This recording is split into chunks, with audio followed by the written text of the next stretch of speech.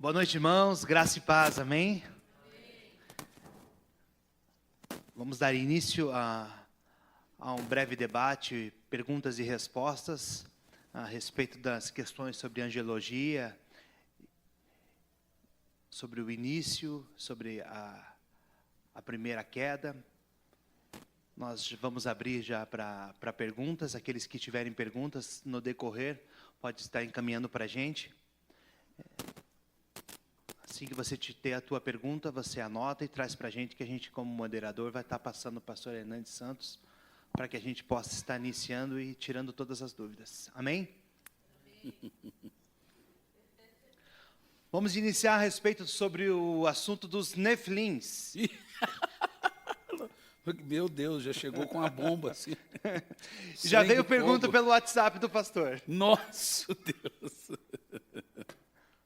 Pastor, Gênesis fala a respeito dos Nefilins. Eu queria que o pastor desse primeiramente, antes da gente entrar propriamente no assunto dos Nefilins, que é algo mais polêmico, né?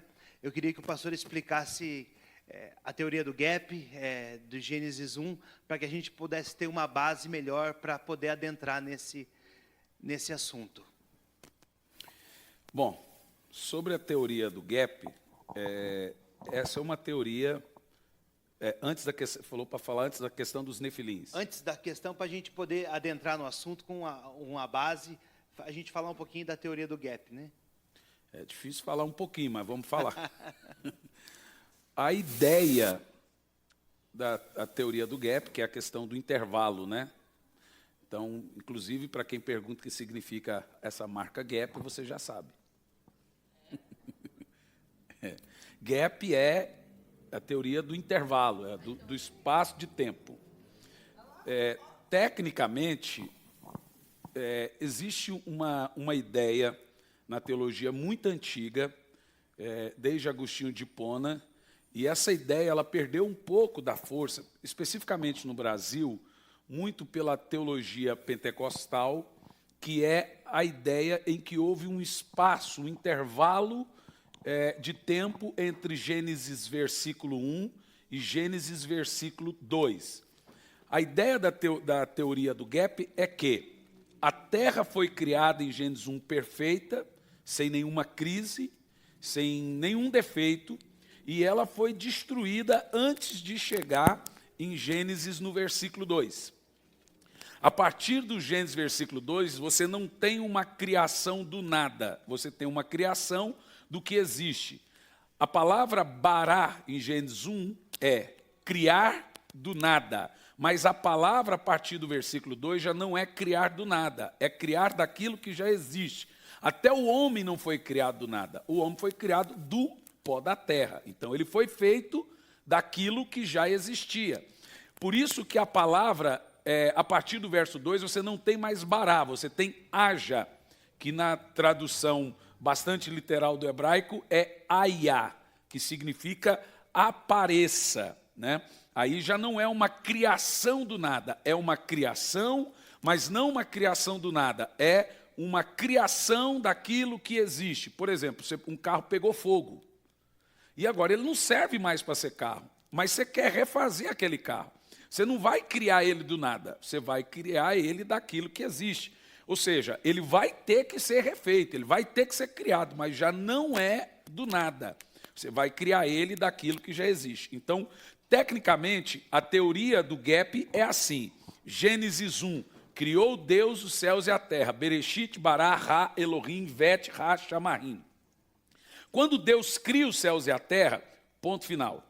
Você vem o versículo 2. E a terra era sem forma e vazia, e o Espírito de Deus pairava sobre a face das águas. Mas tinha trevas. Nós podemos dizer que a criação era perfeita. Era perfeito.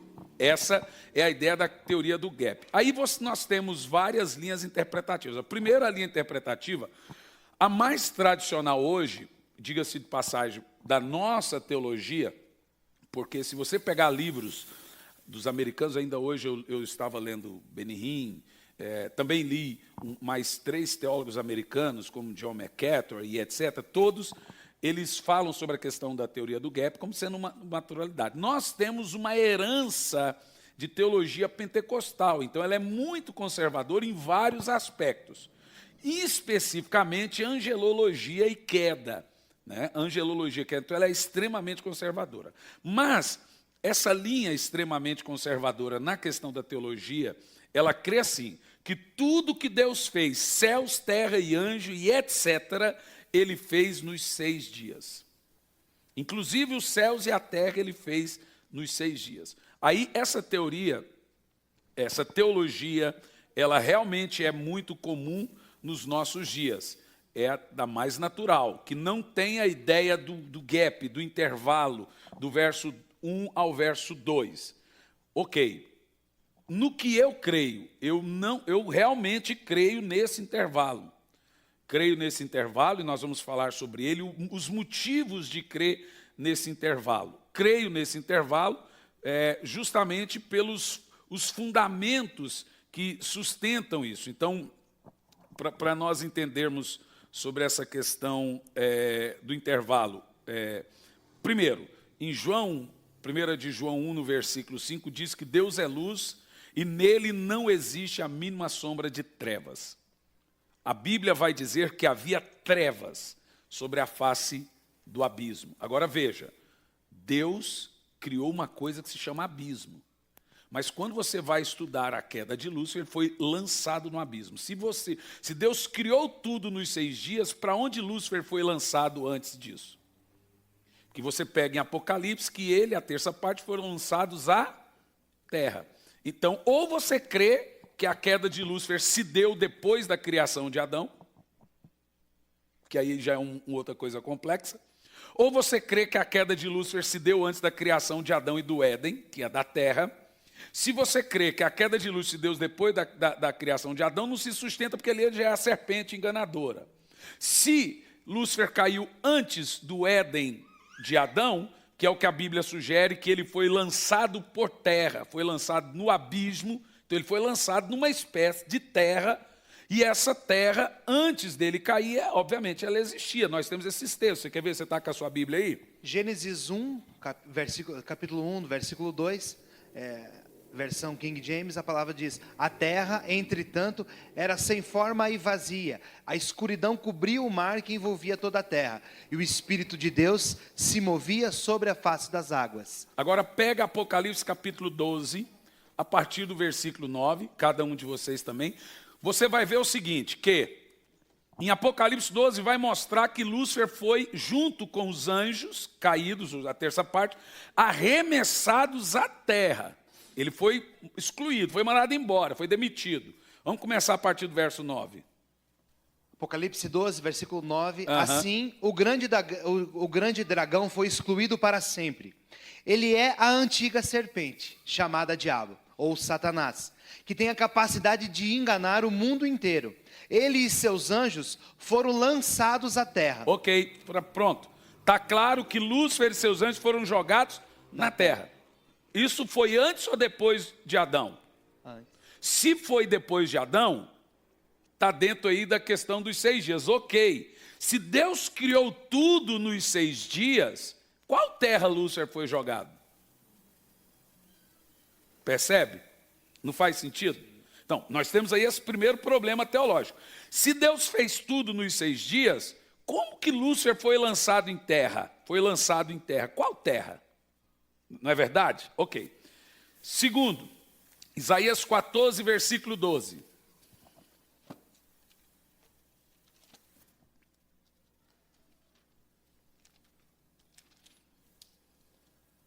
Isaías 14, verso 12. Como foi que caíste dos céus, ó estrela da manhã, filho da alva, da alvorada? Como foste atirado à terra, tu que derrubavas todas as nações? Opa! O que o texto está dizendo? Qual nação que Lúcifer derrubava? A do céu? Mas não é a do céu. Leia aí. Qual nação que ele derrubava? Continua. Tu que derrubava todas as nações, né? Como fosse atirado à terra. À terra. Então você vê, o adventista já crê que não. Ele crê que quando Lúcifer caiu, ele ficou vagando no espaço. Porque não existia a terra. Aí depois que Deus fez a terra, ele veio para a terra. Mas não é isso que a Bíblia está dizendo. A Bíblia está dizendo que ele foi lançado à terra. Jesus diz, Satanás veio à terra e está irritado porque lhe resta pouco tempo. É isso que nós temos. O que nós temos aqui? O que nós temos na realidade é o seguinte, Lúcifer caiu e foi lançado à terra. Ali Deus inaugurou um lugar chamado abismo. O texto vai dizer, continua lendo o texto aí. Afinal, tu costumavas declarar em teu coração, hei de subir até os céus. Opa, subia porque ele estava onde? Na terra. Na terra, continua. Erguerei o meu trono acima das estrelas de Deus, e eu me estabelecerei na montanha da Assembleia, no ponto mais elevado de Zafon, o alto do norte, o Monte Santo. Aí que coisa interessante. Alguém vai dizer que esse Monte Santo é no céu. Eu não sei se no céu precisa ter monte. Mas esse monte é o lá de Zafon, norte. Toda vez que você vê a palavra norte na Bíblia, o ponto central é a região onde é Israel, Canaã. É ao norte. O centro da Bíblia é Israel. Tudo que é norte é ao norte daquilo, de Canaã, das terras de Canaã. Então, reinos do norte, reinos disso, vieram do norte de Israel. Então, o texto aí está dizendo que ele está ao norte. O Monte Santo ficava ao norte. Não podemos hipoteticamente falar, mas presume-se que pode ser onde Paulo recebeu a graça, Moisés recebeu a lei, quem sabe, a gente nunca sabe. Mas é fato que Lúcifer estava aqui na terra. E ele diz, subirei ao céu. E aí isso se sustenta também por Ezequiel 28, a partir do versículo 11. Ele estava aqui numa espécie de perfeição, isso em Gênesis 1, antes de Gênesis verso 2, temos aqui Gênesis 1. Leia, por favor. Ezequiel 28, a partir do 11. Então veio a mim a palavra de Yahvé ordenando. Não, vamos ler a partir do 18. Ezequiel 28. E 18. Vamos ler a partir do versículo 11, né? 28, versículo 11. Então veio a mim a palavra de Yahvé ordenando. Ó filho do homem, ergue, pois, um grande lamento sobre o rei de Tiro. E disse-lhe, assim declara o Senhor Deus, tu eras o modelo da perfeição. Então, aí temos o seguinte, pastor Cliff. Até aí está falando para o rei de Tiro. E aí temos um modelo de profecia. Ele começa falando para o rei comum, e no meio do caminho dessa profecia ele cita Lúcifer. Ele falou, presta atenção, aconteceu com Lúcifer assim. Aí ele vai dizer aonde estava Lúcifer. Não tem base para você dizer que estava falando para o rei de Tiro. Por quê? O rei de Tiro não morava no Éden. O rei de Tiro não era perfeito em todos os seus caminhos. O rei de Tiro não era santo. O rei de Tiro não era querubim ungido. Quer ver? Vamos continuar o texto.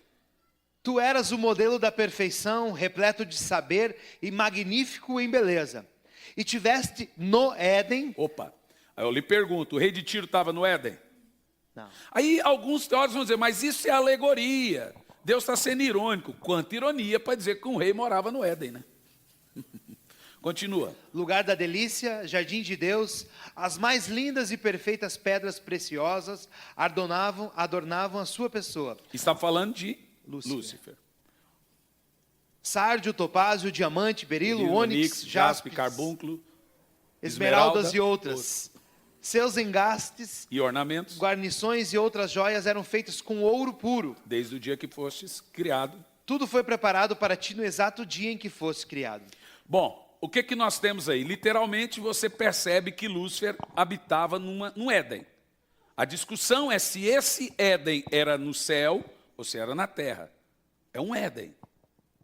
Esse Éden é no céu ou esse Éden é na terra? Alguns teólogos vão dizer que esse Éden era no céu mesmo. O texto sugere que esse Éden era um Éden mineral, mas o Éden todo era a terra. Era chamado de terra mineral, de pedras afogueadas. E ali ficava o trono de Deus. Percebe? E nesse trono de Deus, Lúcifer convocava as pessoas para a congregação. Ele era o responsável do sacerdócio.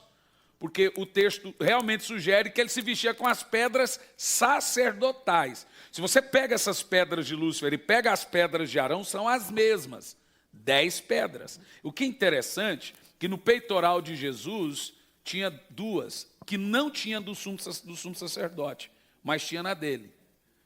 Essas pedras que tinha em Lúcifer, elas estavam nas vestes do sumo sacerdote. Então Lúcifer era um sacerdote.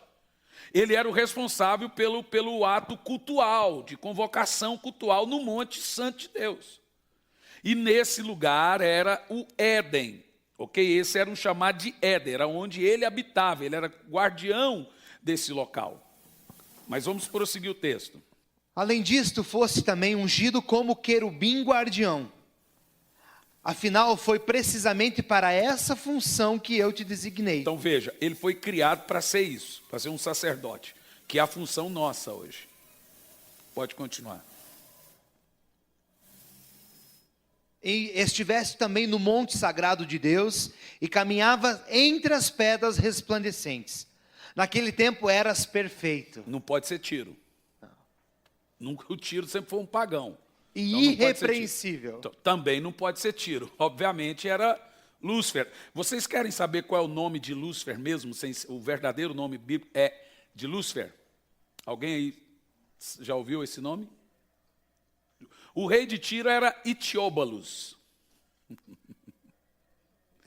E Lúcifer é uma coisa muito interessante, que quando a gente fala de Lúcifer, ele tem um nome. Miguel tem um nome, Gabriel tem um nome. Lúcifer era Eliel. Eliel.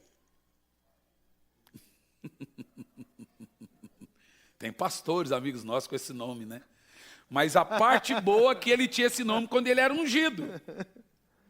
É o nome quando era ungido. Eliel. O nome dele era Eliel. É El-Iel. Então, era o nome dele. Esse nome significa perfeição. É o nome dele. Eliel. Vamos prosseguir. Por intermédio dos teus muitos negócios em toda a terra. Então, nós vamos ver aqui, escute bem. Mais uma vez está falando de Lúcifer, por intermédio dos teus negócios em toda a terra. Aí tem a discussão. Se Deus criou tudo nos 6 dias, tudo isso é depois dos 6 dias. Não faz sentido, porque depois da criação, ele já é a serpente, que engana Eva.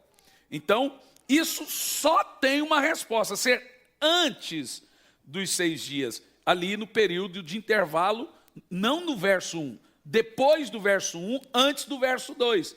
Aí que é chamado de gap, que é o tal do Éden mineral, o tal do jardim perfeito, onde Deus tinha ali, a terra era habitada por esses anjos.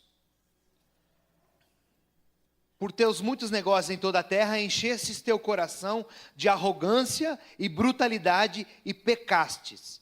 Por este motivo eu te lancei, profanado e humilhado, para longe do monte sagrado de Deus. Então veja, aí, está muito claro para nós. Vamos lá. Ó, por esse motivo, qual? Brutalidade e violência. Mas aonde que está essa brutalidade e violência? Isaías já falou, você que guerreava e debilitava e enfraquecia as nações. O que ele fazia? Não sabemos qual era a espécie de comércio que Lúcifer começou a fazer, mas provavelmente alguma coisa concernente ao culto, porque ele era o responsável. Então o comércio de Lúcifer provavelmente foi algo ligado à função dele de sumo sacerdote. Não sei se ele vendia o lugar na cadeira da frente, não sei se ele vendia óleo de unção, óleo de serpente, não sei se ele vendia arruda, bênção, não sei o que ele fazia. Ele era o sacerdote, mas o comércio de Lúcifer era algo ligado sua função sacerdotal. Mas tem algo pior do que o comércio, que ele era violento. Não é o que acabamos de ler aí? Por causa do seu comércio e truculência, violência. Arrogância e brutalidade. Olha aí, está claro isso? Por causa disso, Deus destruiu ele? Não. Continua o texto. E pecastes. Pronto. Mas aí Deus matou ele? Falou, não, vou te explodir. Ainda não. Por este motivo eu te lancei, profanado e humilhado. Ou seja, ele foi mandado embora da igreja. do monte, Ele do foi monte excluído. sagrado de Deus. O que é o seguinte, que nós vamos entender sobre rebelião é o seguinte, quando houve rebelião, Deus não chamou Lúcifer para um papo.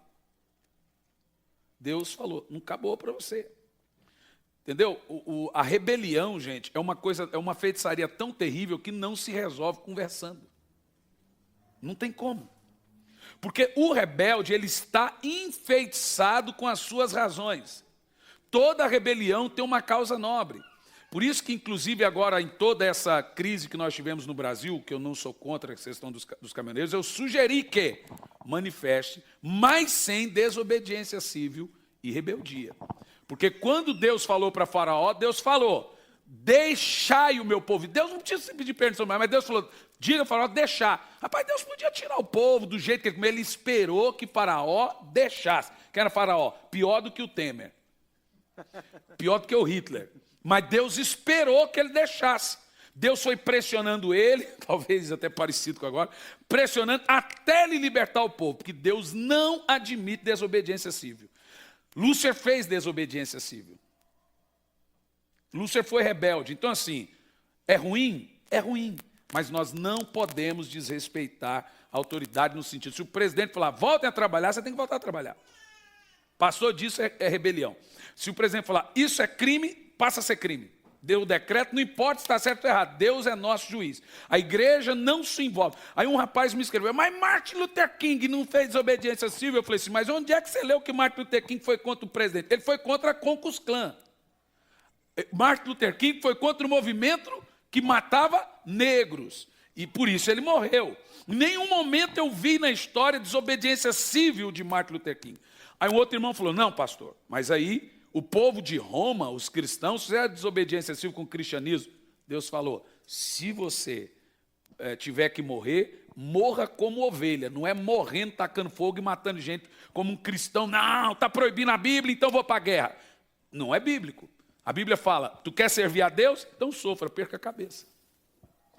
Um exemplo clássico nós vimos na história de Paulo, referido agora no filme, né, quando tentaram o libertar fazer uma da desobediência cadeia, civil. ele disse que não, volte, porque não é essa forma que nós iremos... E nós encontramos isso na base bíblica. Hebreus diz que recusavam seu livramento, porque contemplavam o galardão. Aquela história de Paulo está escrita em Hebreus. Homens que a terra não era digno, que recusavam ser livres, porque contemplavam o galardão. Porque a liberdade que aqueles cristãos estavam promovendo era na espada. Judas quis fazer desobediência civil à espada. O que Jesus falou? Não, meu reino não é desse mundo. Está ruim, irmão? Está ruim, mas vai piorar ainda, até Jesus voltar.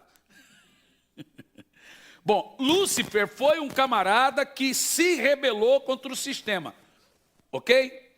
Primeiro Deus manda Lúcifer embora do monte, não destruiu ele. E nesse período, de acordo com a ideia do gap, Lúcifer ficou vagando pela terra, como o próprio texto de Ezequiel e Isaías sugere, provocando uma espécie de rebelião entre anjos.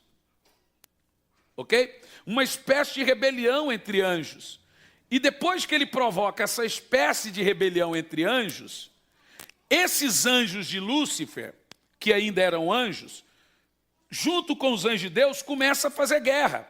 A Bíblia diz que as nações se embraveceram, os reinos se moveram, Deus levantou a voz e a terra se derreteu. Então Deus chama Lúcifer e os anjos no céu, ok? Aí nós vamos ver isso em Isaías 14. O que Deus faz?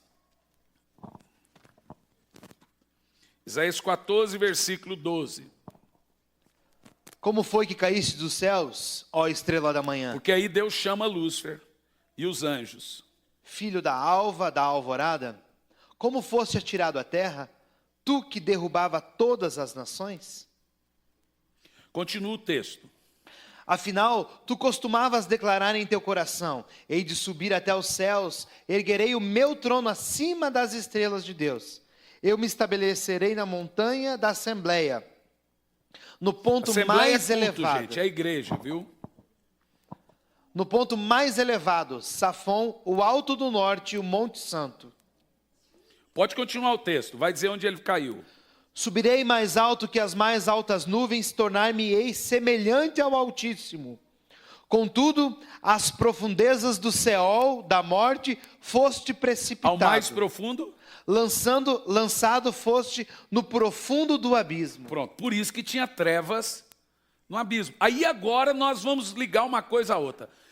Veja vocês que agora nós temos uma coisa que liga. Primeiro, quando Deus foi criar céus e terra, havia trevas sobre o abismo. A terra era sem forma vazia, o Espírito de Deus sobre a face das águas e havia trevas sobre o abismo, ok? As trevas que estavam sobre o abismo,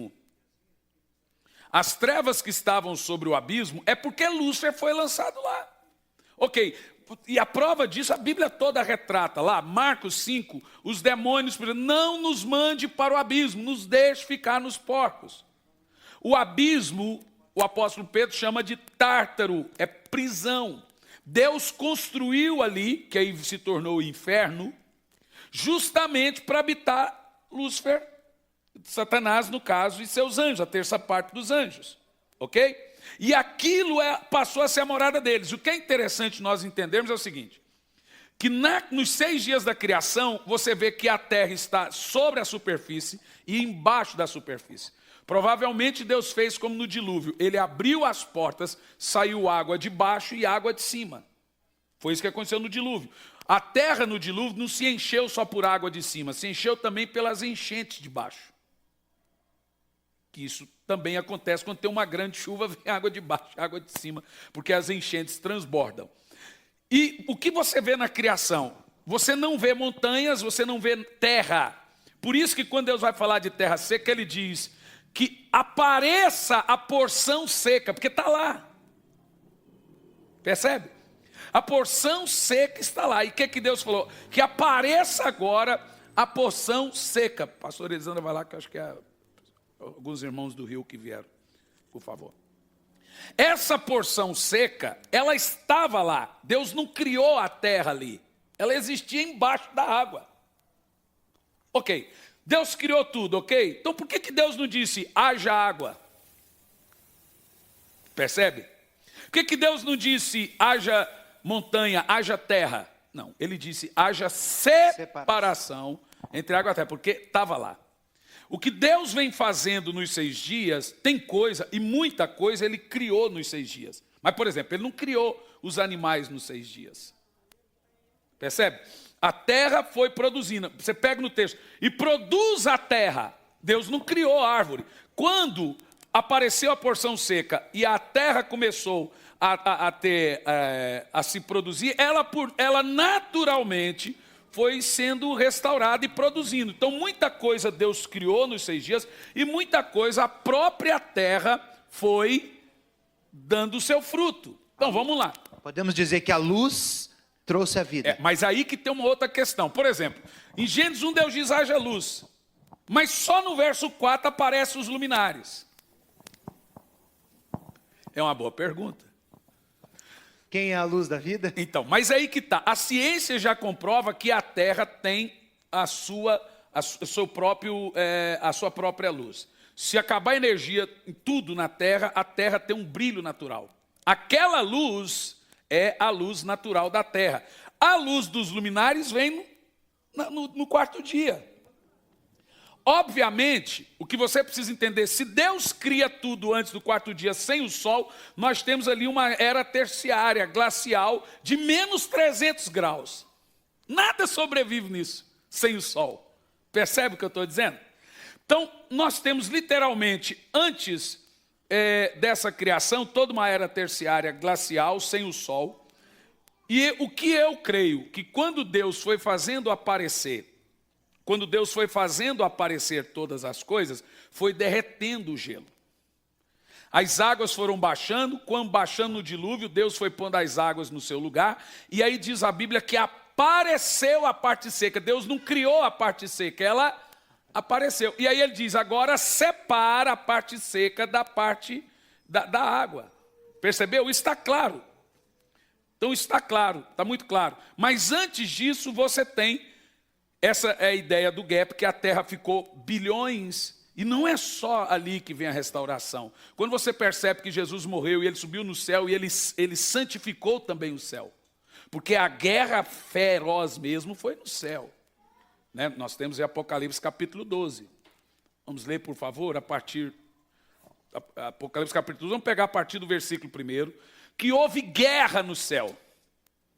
Vamos pegar a partir do versículo 3, por favor. De repente, apareceu um outro sinal no céu. Um poderoso dragão vermelho com 7 cabeças e 10 chifres, possuindo sobre as cabeças 7 coroas. Sua cauda arrastou consigo 1/3 parte das estrelas dos céus, as quais arremessou sobre a terra. O dragão posicionou-se diante da mulher que estava para dar à luz. Pega o verso 7, que aí a gente vai ganhar tempo. Houve então uma guerra nos céus. Miguel e seu exército de anjos lutaram contra o dragão, ao que o dragão com seus anjos revidaram. Ok. Aí o teólogo vai dizer assim, ó. Até antes de eu chegar aqui, o Emerson falou se eu escrevi esse livro que está lançando cronologicamente. Porque o Apocalipse ele não é cronológico. Então você vê que ele está falando aqui de uma coisa futura, mas ele menciona a queda também.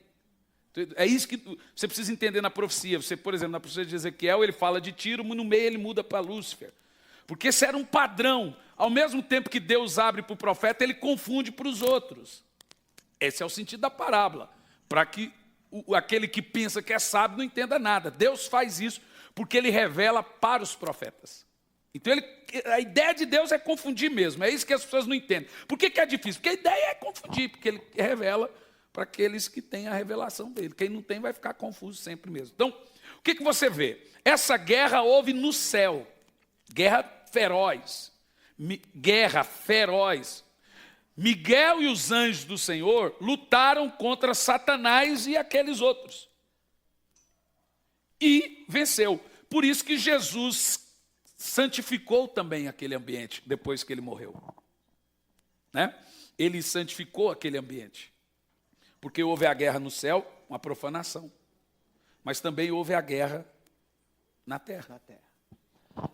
Da criação, a gente pode afirmar, qual é o termo do Gênesis 1:1? Gap. Não. Intervalo. Da criação, perdão? Bará. Bará significa? Criar do nada. Do nada. Criar do nada. Então, Deus, em Gênesis 1:1, Deus criou o mundo do nada. Amém? Isso. Então, do nada. A matéria-prima de Deus em Gênesis 1, criou Deus os céus e a terra. É nada. Ele falou, cria. Ele não tinha matéria-prima, ele criou do nada. Mas já no verso 2 não é criar do nada, é criar do que já existe. Por isso que você tem textos, eu criei nos 6 dias. Ali não é bará. Ali é a mesma palavra de aia, que é criar do existente. É aí que vem toda a confusão. Depois do bará de Gênesis 1, nós temos um período de intervalo. Um intervalo de tempo denominado pela teologia zilhões, bilhões de anos, não sabemos. Onde aconteceram os relatos que nós estamos trazendo agora do livro de Ezequiel, de Apocalipse, Isaías, etc. A queda de Lúcifer. A queda de Lúcifer. E ele foi caído, foi lançado sobre o abismo. Aí você tem Gênesis 1, verso 2, isso é muito importante mencionar, as 2 palavras do original, que é tohu bohu. Tohu bohu, vamos ver lá em Gênesis 1.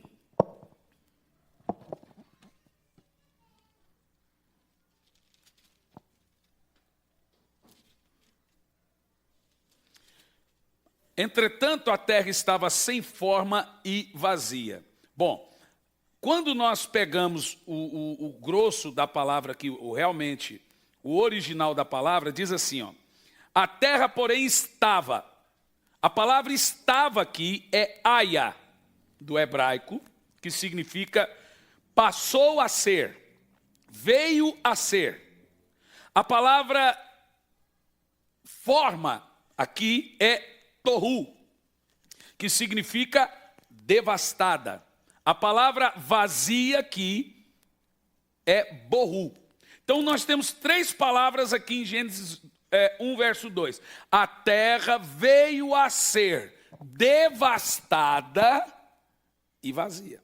É isso que temos no texto. Porque pastor Cliff, veja o seguinte: ou é isso, ou a queda de Lúcifer se deu depois da criação. Se a queda de Lúcifer se deu antes da criação, e é por isso que temos ali o abismo, e trevas sobre o abismo, então aí nós temos literalmente a sustentação do intervalo.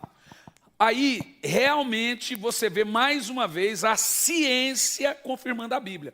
Porque no Carbono 14, a Terra tem bilhões de anos. Na ideia bíblica, ela tem milhões, 6.000, né? 6.000 anos é a idade do homem. É isso?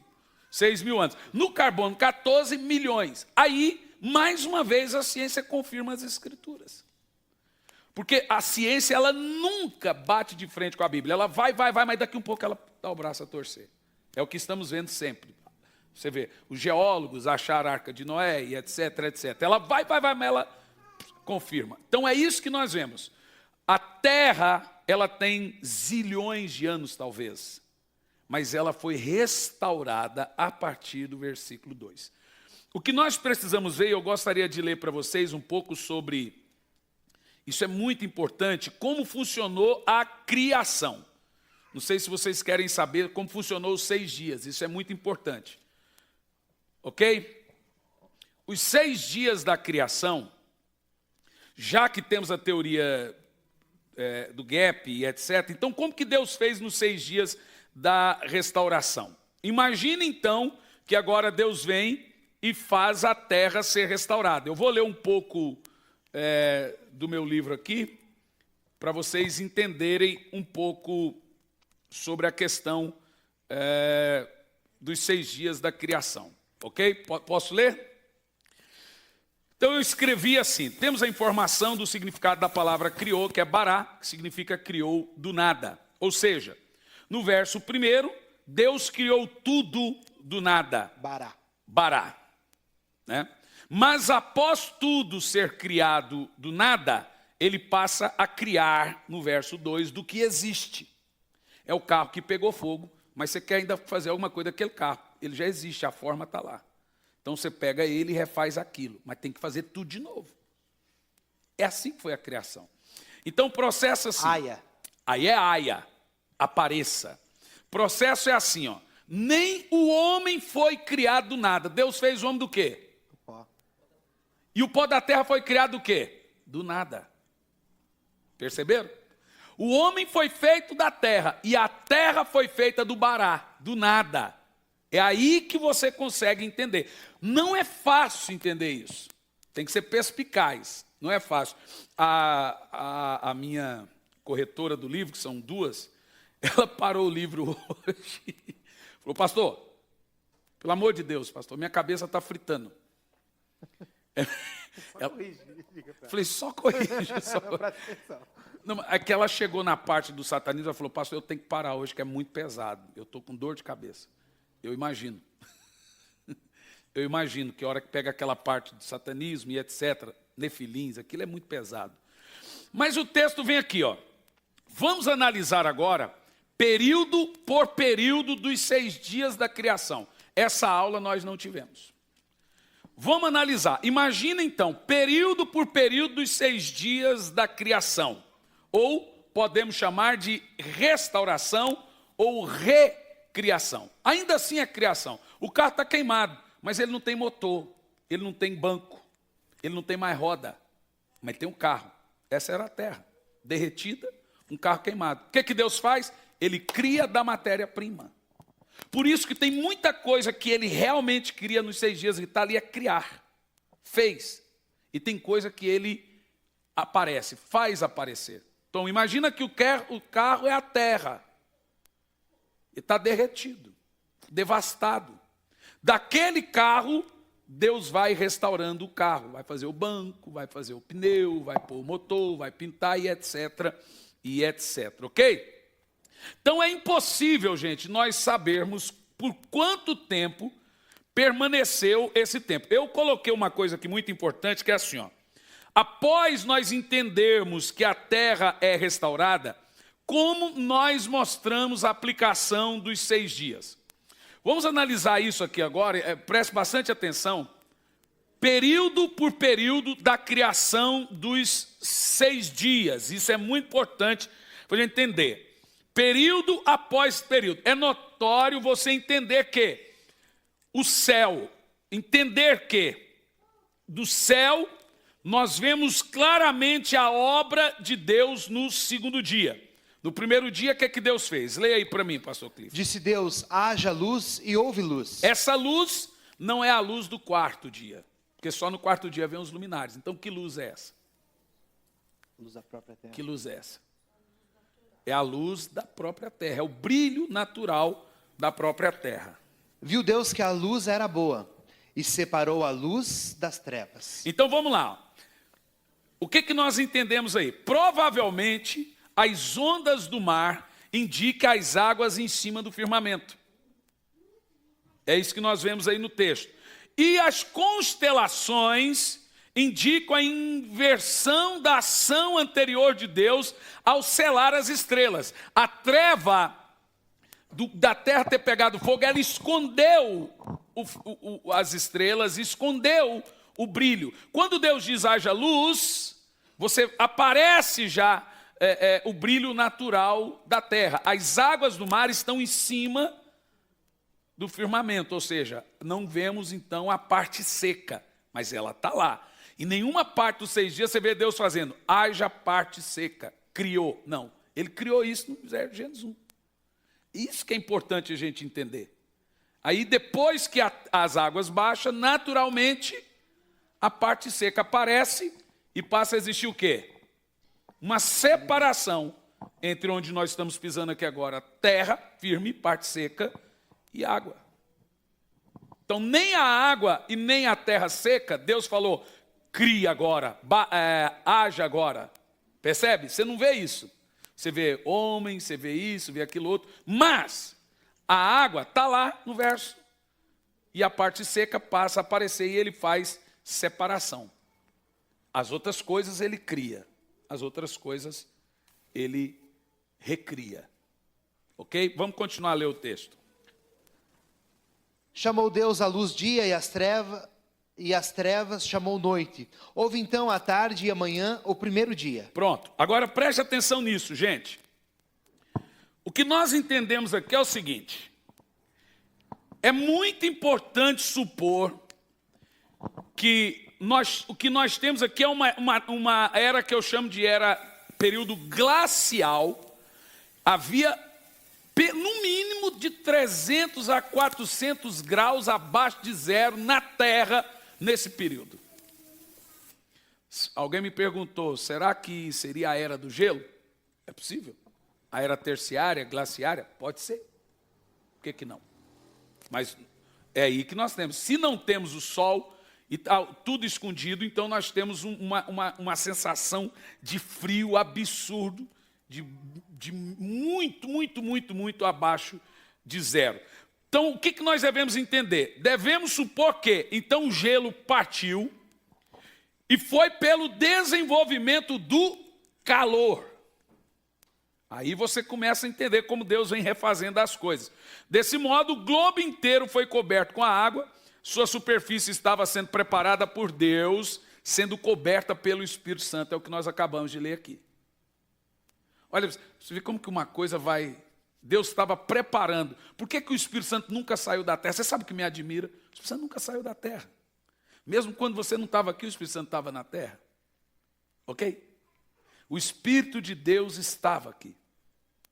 Esse é o ambiente dele. Aquele culto que o próprio Lúcifer dirigia era um culto dirigido pelo poder do Espírito Santo. Esse é o lugar dele. É isso que é maravilhoso. E Deus, ainda a terra em toda aquela situação, ele preparava a terra com o seu Espírito. E foi, aí ouviu a voz de Deus, haja luz. Temos aí, e o que aconteceu? Viu Deus que a luz era boa e separou a luz das trevas. Separou a luz das trevas. Essa treva é a treva que cobriu o abismo. Continuou ali o abismo sob trevas, ok? Mas ele agora separou. Tudo estava sob trevas. Eu não acredito que aonde o Espírito Santo pairava tinha trevas. O texto sugere isso. Havia trevas no lugar e o Espírito Santo no outro lugar. Não é verdade que o texto sugere? Eu acho isso muito interessante. Agora, vamos ver aqui Salmos 104, versos 5 e 9, gente. Presta atenção nisso. As perguntas vão ser boas. Salmo 104, 5 e 9. Pode ir. Qual dele? Salmos, pode ler. Criaste a terra. O dele ali, ó. Pode ligar, pastor Clipe. Pode falar agora. Criaste a terra, assentando-a sobre base firme, para que seja para sempre indestrutível.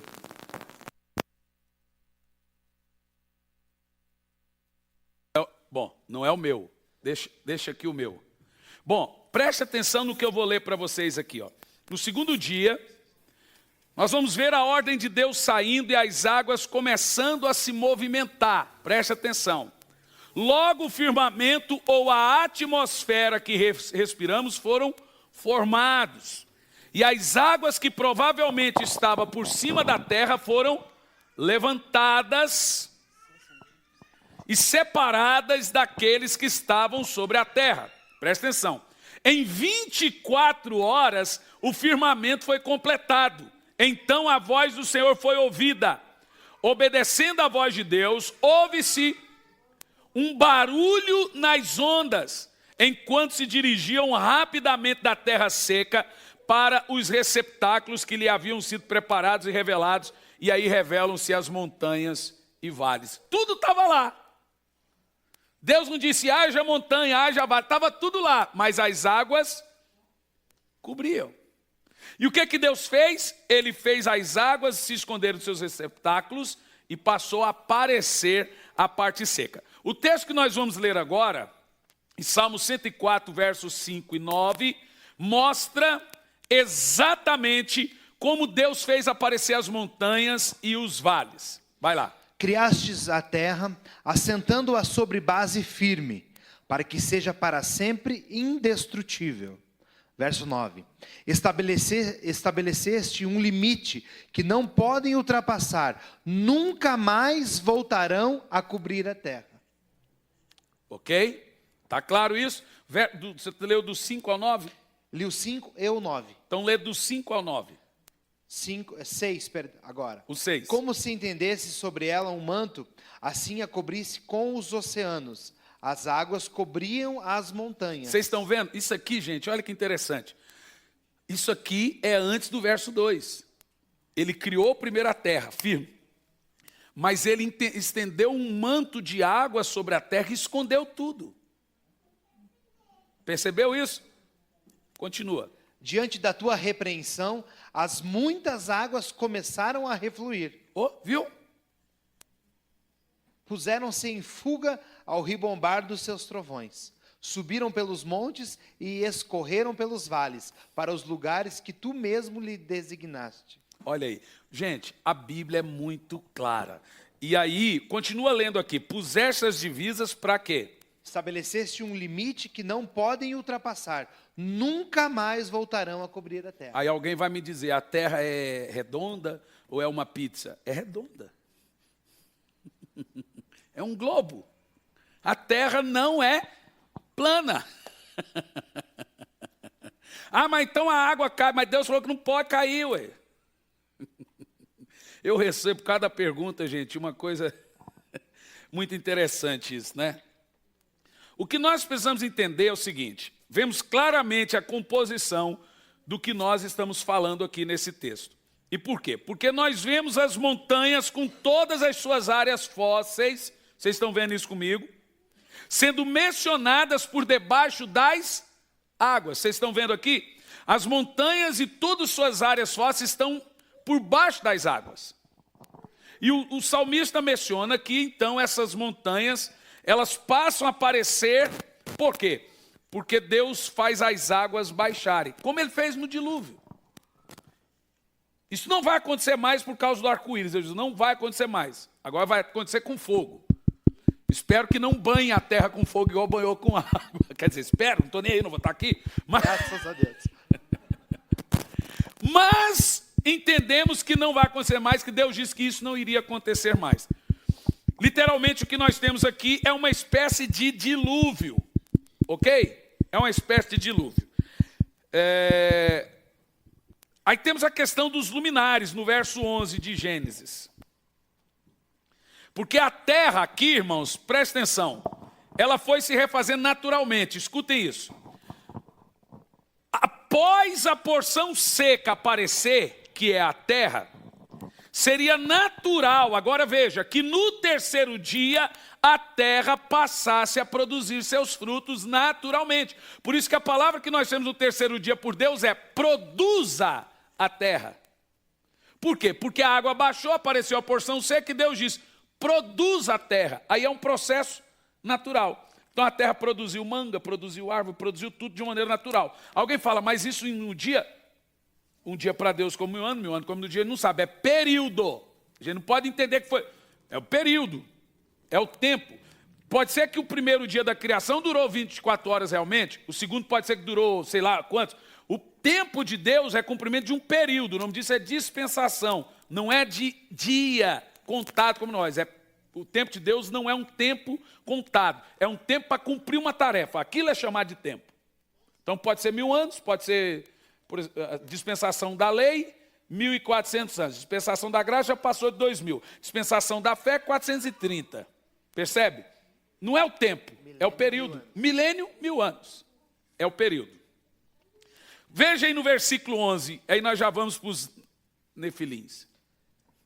Temos uma pergunta antes só, pastor. E determinou que a terra seja coberta com todo tipo de vegetação, plantas que deem sementes e árvores, cujos frutos produzam sementes conforme suas próprias espécies. Deus criou as plantas. Deus criou a terra, gente. E a terra criou tudo o resto. O que Deus diz? Produza, produza, produza, produza. O Bará é criado nada. Do resto, Deus fez do que já existia. Percebe? O que Deus fala? Leia de novo o verso 11. E determinou que a terra seja coberta com todo tipo de vegetação. Quem criou as plantas? A terra. Quem criou a terra? Deus. Deus. Quem criou a terra? Deus. E o homem foi criado do pó da terra. Então, o Bará é criado nada. O Aia é criar do que já existe. Está claro isso para todo mundo? Para que não resta realmente dúvida. Antes da gente passar, com base em Isaías, capítulo 14, no verso 12, quando a palavra diz que, como caísse dos céus a estrela da manhã, filho da alva, da alvorada, como fosse tirado a terra, tu que derrubavas todas as nações. Explica para a gente um pouco, pastor, quando a palavra afirma sobre Lúcifer, né, que ele abalava ou derrubava todas as nações. É um modelo de criação pré-adâmica de anjos aqui na terra, eram os anjos. E isso sempre foi chamado, o termo nação, cidades, povos, é um termo bíblico. Todos que habitavam a terra recebem esse nome. Então, essas nações que o texto sugere aí, eram aqueles que habitavam a terra mineral. Para ficar bem claro para o pessoal, então, existia toda uma criação... Antes de Adão. Antes de Adão. De anjos. De anjos e organizados em nações, como a palavra diz. É o que o texto sugere. É o que o texto sugere realmente. Todos os judeus convertidos, judeus messiânicos, você tem aí Fileus, você tem aí todos os historiadores, você tem Flávio Josto, todos eles creem e sempre creram nisso. Se os judeus, todos os judeus historiadores creem nisso, sugere que a igreja primitiva também cria. Passou-se a aderir, a partir dos 1000 anos de trevas, um modelo de teologia conservador. Por isso que tira-se a ideia que anjo, aquela ideia dos anjos lá que nós vamos falar daqui um pouco. Ok. Bom, vamos a partir de Gênesis 4, 17. Podemos ir para lá? Você quer ir para onde? Para os nefilins? Gênesis 6. Bom, a ideia dos nefilins é a mais complexa da Bíblia. Porque aqui nós temos uma segunda apostasia de anjos. Você tem a primeira, que é a rebelião da terça parte, e segundo, o que sugere o texto. Mas vamos lá, vamos analisar isso de uma maneira bem cética. De uma maneira bem cética mesmo. Vamos pensar em todas as possibilidades teológicas. E aí eu estou sujeito às suas perguntas. Vamos lá, Gênesis 1, do 1 ao 4. Gênesis 1. Gênesis 6, né? Gênesis 6, do 1 ao 4. Então, quando Mas a antes humanidade... disso, pastor Cliff, dentro da teoria do gap, alguém quer vir aqui fazer uma pergunta? Alguém quer fazer uma pergunta dentro do que já falamos, que nós já vamos partir para outro tema? Sobre os 6 dias da criação, etc. Se você quiser, venha e faça a pergunta. Venha no microfone e faça a pergunta. Sobre Sua dúvida pode sanar do outro também, né?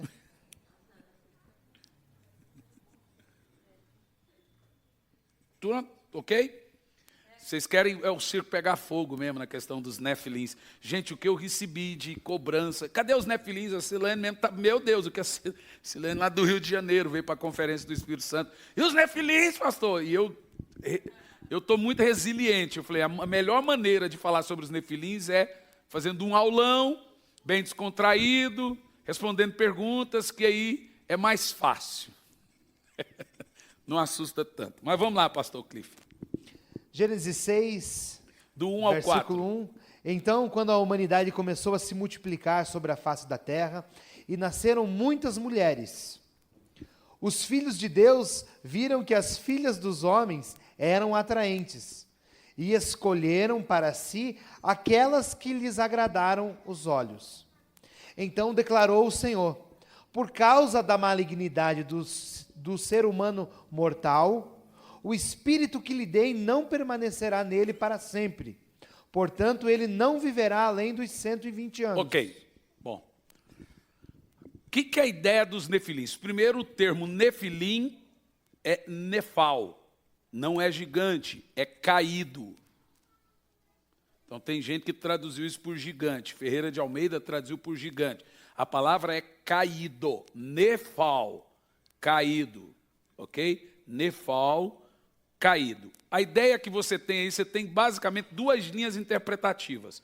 Sobre a questão, primeiro que você tem o texto aí. Foi um dia que as mulheres eram lindas, maravilhosas, e os filhos de Deus viram essas mulheres, e o termo diz, entraram nelas, fizeram sexo com elas, tomaram para si esposas. A discussão é, esses filhos de Deus são homens ou são anjos? Você tem a linha conservadora que sugere que esses filhos de Deus são descendentes de Sete. Então aí essa linha separa os filhos de Caim de Sete. Os de Caim seriam chamados de filhos dos homens. Os de Sete seriam chamados de filhos de Deus, porque Sete era temente a Deus. Assim como hoje. É claro que aquele que é nascido de Deus é chamado de filho de Deus. Obviamente. A Bíblia também separa o filho de Deus que é nascido de Deus do filho do mundo. Óbvio. Mas a questão não é o termo filho de Deus. A questão é que a mistura de filho de Deus com filhos dos homens gerou hibridade, deu alteração genética. Gerou o quê? Homens, o texto sugere, poderosos e enormes. Tem termo que sugere poderoso. Alguns teólogos defendem que esse termo poderoso é poder místico mesmo. Daí surge a ideia medieval dos primórdios que criam que esses eram seres vivos, que eram adorados como deuses e tinham poderes místicos.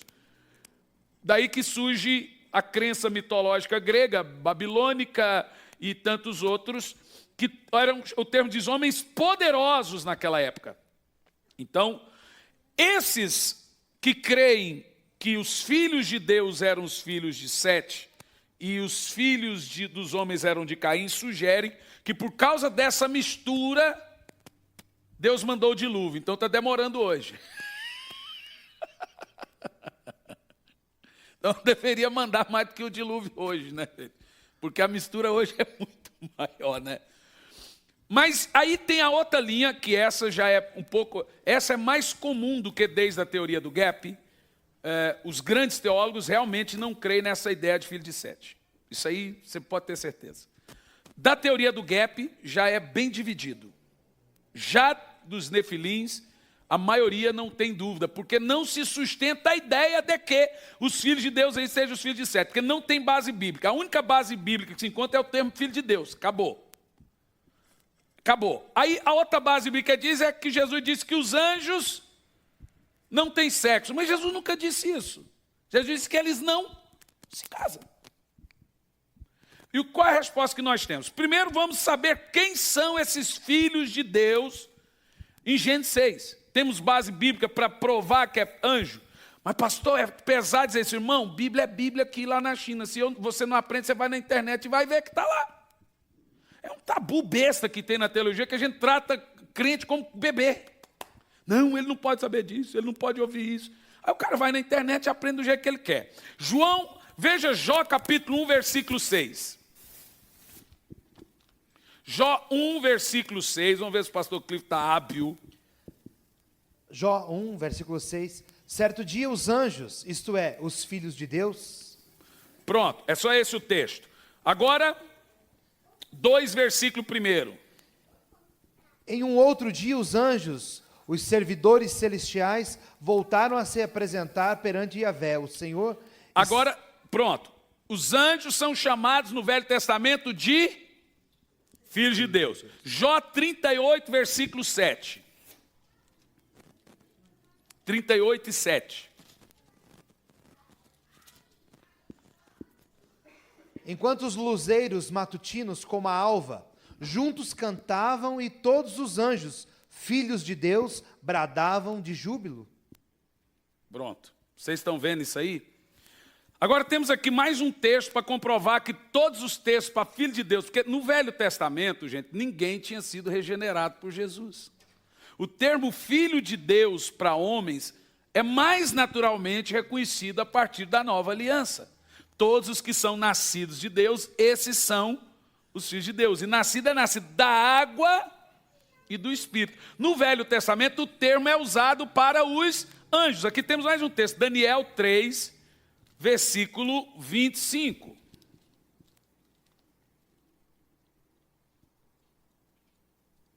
Quando não acha, chama, viu? Daniel. 3. Se você não achar, você já ouviu uma piada, o cara foi falar, irmão, abre a Bíblia em Deutero,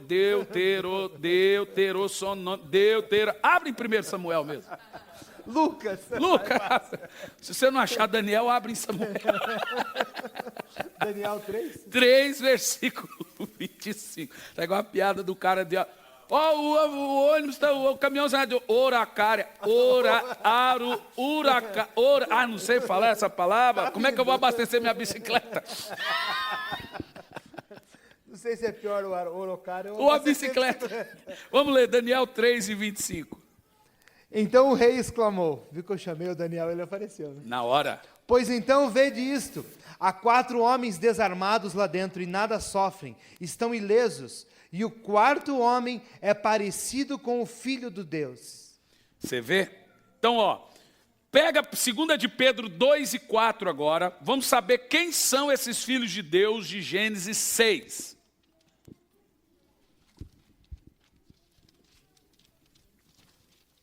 Chama Pedro. Da Pedro não adianta chamar. 2 de Pedro. 2 de Pedro 2. 2 e 7. 2 e 4. Ora, se Deus não poupou os anjos que pecaram, mas os lançou no inferno, aprisionando-os em cadeias abismais tenebrosas, com o propósito de serem preservados para o juízo. Olha aí. Você viu? Anjos que pecaram. E que tipo de pecado? Caíram, né? Não é que caíram. Presta atenção, não é falando, Deus não poupou os anjos que caíram, estou falando anjos que pecaram. Qual foi o pecado desses anjos? A Bíblia fala? Fala. Verso 6 de Judas. É só você achar Apocalipse e voltar um pouco antes. Judas dá para chamar. Dá para chamar? Então chama Judas. Judas. E quanto aos anjos que não guardaram sua autoridade e santidade originais. Opa, vocês estão vendo comigo isso? Quanto aos anjos que não guardaram o quê? Sua autoridade e santidade original. Então, peraí. Pega o texto de Pedro, os anjos que pecaram, pega o texto dos filhos de Deus de Judas e vê onde que esses anjos estão agora. Aí, vai lá, continua. Quanto aos anjos que não guardaram sua autoridade e santidade original, o que Deus fez? Abandonaram o seu próprio domicílio. Domicílio é corpo, é natural do corpo. Então, esse texto aqui sugere o seguinte: primeiro, os anjos, quando entraram na atmosfera terrena, eles tiveram que assumir uma forma diferente da que eles têm no céu. No céu, Jesus deixa, no céu anjo não casa. Mas quando entraram na atmosfera terrena, eles mudaram a forma, abandonaram a forma natural. Continua. Eles os têm mantido em trevas, presos concorrentes eternas para o julgamento. Então, primeiro, do grande antes dia. de ler o outro verso, os anjos de Judas, verso 6, é o mesmo os anjos de 2 de Pedro 2 e 4. Certo, gente? Está certo? Que ele manteve preso porque pecaram. Mas qual é o pecado deles? Judas fala, o irmão de Jesus não tinha tabu. Ele não tinha tabu, porque ele fala. Ele vai falar qual foi o pecado deles. Verso 7. De maneira semelhante a este. Estes quem? Responda vocês. Semelhante a estes quem? O texto está falando de quem? De anjo. De maneira... Então vamos pôr a palavra anjo aí. Então quando você lê, leia a palavra anjo. De maneira semelhante a estes anjos que pecaram. Sodoma e Gomorra e as cidades circunvizinhas entregaram-se à imoralidade e a todo tipo de depravação sexual. Por que o povo não lê isso? Agora, Pode. ela fez assim, ó. Ela fez assim, ó. Olha, preste atenção. Isso aqui é para um bebezinho na fé? Não acredito, não é. Mas isso altera o que na minha fé? Mas altera o que na sua fé aprender matemática? Nada. Altera no seu conhecimento. A Bíblia toda é para você conhecer. Não tem assunto menos importante e mais importante. Nós temos que parar com esse negócio de esconder do povo alguns temas da Bíblia por dizer que não tem relevância. Então vamos ficar só com 27 livros. O resto não tem relevância, vamos jogar fora. De fato, você está lendo comigo. De maneira semelhante a esses anjos que pecaram, Sodoma e Gomorra fizeram a mesma coisa que eles, inclusive pecado de homossexualidade. Por isso que quando Ló chegou lá com os dois anjos, o que é que eles quiseram? Quiseram fazer sexo com os anjos. Porque era costume. Percebeu? Era recorrente. Então, o que você está vendo? Primeiro, esses anjos que pecaram não são coitadinhos. Eles ensinaram todo tipo de feitiço, sortilégios e maldade para o homem. Sugere os historiadores que foram esses anjos aí que ensinou a fazer arma e matar as pessoas e fazer guerra. Bom, eu não posso dizer que é canônico, mas se tem aí um livro não canônico, chamado Livro de Enoque. O Livro de Enoque é um livro corrente entre os judeus, não está nos nossos canons. Alguém diz que não aceita, que tem um monte de coisas absurdas. De fato, tem coisas assustadoras, não digo absurdo. Alguém aqui leu? Sugeri para alguns lessem. E Judas menciona o Livro de Enoque. Ele menciona o Livro de Enoque, dizendo, deixa claro então que eles liam o Livro de Enoque. No Livro de Enoque, a partir do versículo 3, Enoque, no Livro de Enoque, sugere que eram 200 anjos. Esses 200 anjos que geraram essa hibridade entre espiritual e carnal na terra. Alguém diz, mas isso não é possível. Ora, Jesus não era 100% do céu e 100% da terra? Jesus não queria cair, mas se ele quisesse fazer um filho, ele poderia? Então Jesus era um híbrido. Ele era 100% homem e 100% Deus. Obviamente ele venceu todo o pecado. Então, nota-se, aqueles anjos que foram na casa de Abraão, não dormiram e não comeram? Então, o que você entende? Primeiro, esses anjos que entraram na atmosfera terrena, a nossa atmosfera terrena, ela é pesadíssima do pecado, tanto da queda de Lúcifer, tanto de Adão, como de tudo. Então, quando eles entraram, eles sentiram o peso disso, e viu a beleza das mulheres. Isso é uma coisa tão tão eu acho que as mulheres deviam ser muito lindas mesmo para seduzir anjo. Mas tem umas mulheres que se os anjos vissem, eles iam ficar com raiva e iam voltar para o céu morrendo de raiva. Foi essa assombração, eu quero ir para o céu. Ajuda os anjos. Por favor, Senhor, me tira daqui. Mas esses 200 anjos, eles foram consumidos aqui na terra justamente porque eles habitavam aqui. Eles não ficavam nessa passagem e voltando de uma dimensão para outra. Isso sugere o livro de Enoque. Não estou dizendo, gente, que isso é doutrina. Eu estou dizendo que é para ensino acadêmico. Nenhum pregador em sã consciência sobe no altar para pregar um negócio desse. É irresponsabilidade. Isso é para meios acadêmicos, ok?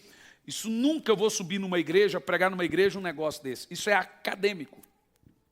Isso é para sala de aula. Nós estamos aqui numa aula, certo? Então, quando esses anjos, Agostinho cria tanto nisso, Agostinho de Hipona, que ele diz que quando Paulo sugere que as mulheres cubram a cabeça na igreja por causa dos anjos, ele diz que é por causa disso. Eu não participo desse pensamento, mas Agostinho cria que as mulheres num culto não podem mostrar beleza, porque senão seduz os anjos. Mas você vê que Paulo fala isso, gente. Ninguém tem a explicação, porque Paulo fala, as mulheres mantenham-se com a cabeça coberta por causa dos anjos. Se Paulo cria nisso na época, nós não vamos saber. Não, mas eu não acredito nisso. Que creem por causa... Eu não acredito nisso, mas nem me batendo. Então, assim, esses anjos que caíram... Preocupação da Sara é o coitadinho dos anjos. Então, já vocês vão fazer pergunta. As mulheres de Corinto eram as mais bonitas, eu acho, porque Paulo mandou só elas descobrir. É porque os anjos não veio na nossa igreja, aí... Aqui ia ver mulher bonita de verdade aqui, né, pastor Cliff? Tem uma mulher linda aqui ia ver, né? A minha eu ia esconder, assim, ia pôr um véu nela, assim, esconder ele. A resto podia ver à vontade, a minha eu ia esconder. A minha não, também ia esconder. Mas assim, brincadeira à parte, literalmente, pastor Cliff, nós estamos vendo que não tem dúvida que Judas disse que Sodoma e Gomorra fez semelhante aos anjos que pecaram, que tanto o apóstolo Pedro como o próprio Judas menciona que pecaram. Então, o que nós temos? Uma exegese, a extraímos aí, fizemos uma boa hermenêutica. O outro texto de 7, você não acha base para conferir. Aqui nós tivemos vários textos que conferem. Os filhos de Deus, os anjos, deu alteração genética, e aí esses filhos de anjos com seres humanos são os chamados nefilins. Eram homens enormes, poderosos da época, essa hibridade de meio do céu, meio da terra. Aí nós entendemos por que Deus mandou o dilúvio, porque a terra inteira estava consumida dessa profanação. Deus não pode deixar um negócio desse adiante, né, gente? Então você vê que dilúvio não é maldade de Deus. Dilúvio é cuidar de Deus com o homem feito imagem e semelhança de Deus. Dilúvio é graça. Vocês estão entendendo? Quando você entende isso, você vê que dilúvio é graça. Deus manteve o homem feito em imagem e semelhança de Deus e destruiu os monstros. Essa é que é a verdade. Deus destruiu os monstros. Então aonde que é o elo perdido? O elo perdido é o dilúvio. Porque a ciência tenta achar, pegar o DNA do gigante do não sei o que e não acha, não põe com o nosso DNA, não bate. Mas onde é que está o elo perdido? O elo perdido é o dilúvio. Porque quem entrou na arca foram 8 filhos de Adão e Eva, puros. Homem feito mais semelhante de Deus. Homem com mulher, né? Vamos falar mais claro. Ser humano com ser humano. Homem com homem. Homem com homem eu já não... Só já vai interpretar. Eu ia falar no sentido genérico da palavra. Mas ser humano com ser humano. Foram esses que entraram na arca. Aí Deus matou toda a hibridade. Sugere que Deus então só tinha 8 seres humanos? Não. Tinha, mas eles estavam corrompidos. As mulheres eram humanas. E tinha muitos outros, mas estavam corrompidos por causa desses anjos. A geração do dilúvio, todos esses anjos e seus filhos perverteram a geração do dilúvio. E ainda assim entrou na arca um pervertido. Aí, o pervertido derrubou o microfone. O pervertido que entrou na arca, não estou dizendo híbrido, estou dizendo corrompido. Esse que entrou na arca era corrompido pela ideologia da época mundana e depravada, daquela perdição depravada dos dias do dilúvio. Esse era Cã. Parente do cão. Do cão, só pode, né, irmão? E aí esse Cã, aí tem a ideia que ele queria estuprar o pai, não acredito que seja. Não acredito que seja. Mas, também, não podemos dizer que não seja, porque se era um costume corriqueiro que vem em Sodoma e Gomorra, etc., a Bíblia diz que ele tentou abusar do pai, ou riu do pai, alguns defendem que ele tentou abusar literalmente. Eu não defendo essa tese, mas tem gente séria que defende, porque era um costume. Aí outros falam assim, mas então por que o pai amaldiçoou o filho só por ter rido? É um outro debate. Cultural, né? Um debate cultural assim absurdo, porque era uma coisa corrente. O que você aprende? Primeiro, a bestialidade, zoofilia, homossexualidade, mudança de natureza sexual é depravação total pré-diluviana. E hoje nós já vemos isso. Por isso que Jesus diz que iria acontecer de novo, como foi nos dias de Noé. A nossa próxima pergunta, acredito que ela já fica insustentada, né? Como os teólogos que afirmam que os filhos dos homens, os filhos de Deus são filhos da genealogia de Sete, né? Definem os nefilins, né? Porque eles definem o se a desvio origem dos é filhos homem de e Deus. homem, não teria como gerar os híbridos. ser híbridos, né? Eles não usam a palavra nefilim, eles usam a palavra gigante. O único termo que eles usam realmente é o termo filho de Deus. Mas acabou por aí. Esse termo passou a ser usado nos 1000 anos de trevas, que tudo, a Bíblia não podia ser lida. Tudo era restrito ao clericalismo. Então se escondia muito. E infelizmente vem essa mesma ideia, a gente tratar crente como bebezinho. Aí você pega, então, anjo não tem sexo. E não tem mesmo. Lá no céu nós vamos ser como, mas lá no céu, quando eles entraram na terra, gente, fica evidente, quando eles entraram na terra, eles tiveram. Deixa eu ler para vocês uma coisa. Um historiador por nome De Civic, esse historiador aí tem 1600 anos. Olha o que ele escreveu, para vocês entenderem. Um historiador judeu. Isso aqui é uma coisa corrente comum.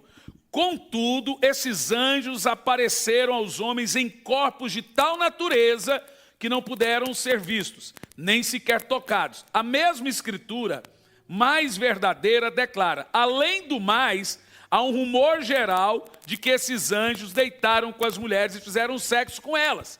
Eles, então, assumiram formas terrenas de todos os requisitos naturais dos homens. Por isso que o termo sugere que eles abandonaram a sua posição original. Se anjo não faz sexo, anjo também não come, não sente fome. Mas lá na casa de Abraão eles comeram e dormiram. Não é verdade? Então, sugere que eles assumiram uma posição. Aí nós temos aqui Filo Judaeus, que é um outro historiador falando sobre o tema. Ele diz assim, Flávio Jósefo, que é o mais famoso, e também Filo. Olha o que ele diz, Flávio Jósefo. De fato, essa concepção era a única aceita entre os judeus versados dos séculos primitivos da era cristã. Ninguém cria em outra coisa. Com relação à Septuaginta, todos os manuscritos traduzem a expressão hebraica filhos de Deus como sendo anjos. Isso veio mudando depois. Mas isso aqui era uma concepção muito original da época da questão dos nefilins. Ok? Pode fazer as perguntas? A gente tem uma pergunta.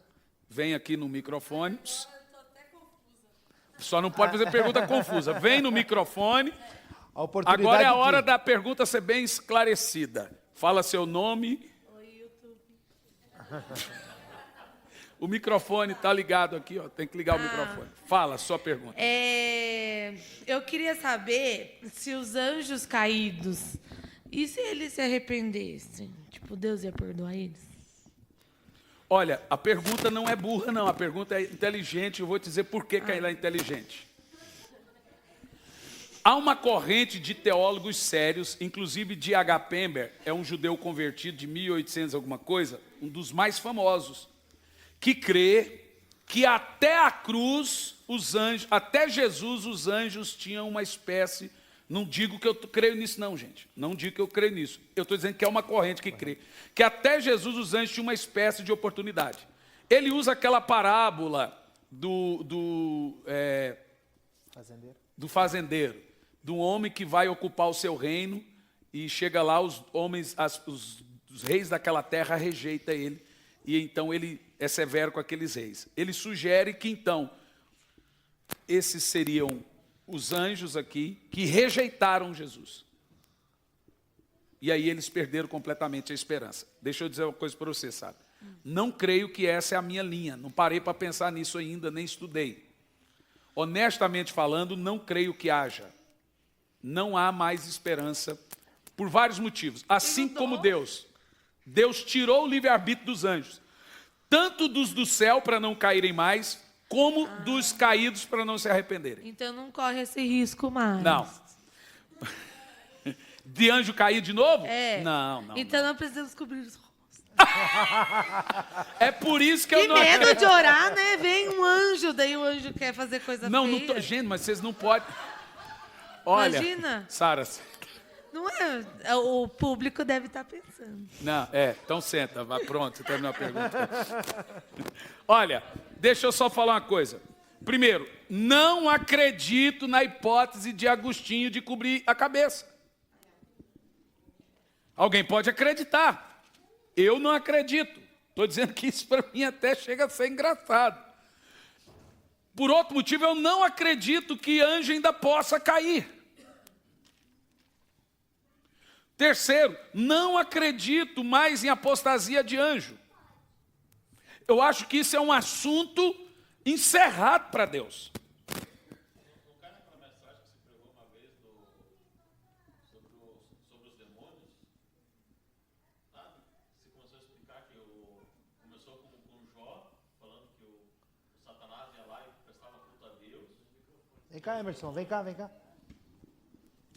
Isso é bom. Eu gosto disso que é uma coisa bacana. Fala aí. Teve uma mensagem.